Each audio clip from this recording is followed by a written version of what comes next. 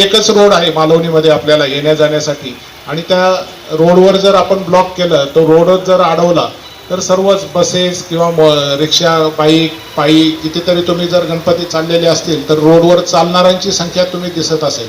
आपल्याला वाटतं हे मंडळाचे पदाधिकारी आहेत, पण ते मंडळाचे किंवा कोणीही नसतात. हे आपले लोक त्या बसेस किंवा रिक्षा वगैरे सगळे सोडून पायी घरी जातात. तर आपल्यामुळे त्यांना त्रास होणार नाही याची आपण सगळ्यांनी एक खबरदारी घ्यायला पाहिजे. आपण जर आपल्याला स्वतःलाच जर तो त्रास झाला तर आपल्याला कसं वाटेल, त्यांच्या जागेवर आपल्याला ठेवून पहा आणि मग काय त्रास होईल तसं करून आपण जर हे केलं तर आपल्याला आपण तो त्रास कोणाला होऊन देणार नाही. मंडळ सहकार्य करतात, सांगितल्यावर निघतात, पण तरी अजून आपण त्याच्यामध्ये सुटसुटीतपणा आणणं गरजेचं आहे. डीजेच्या बाबतीत आपण 100% पण होतं, चुकून मुकून काही लोकांनी लावलेले होते. तर गणपती मंडळांनी पण डीजे लावायचा नाही आहे.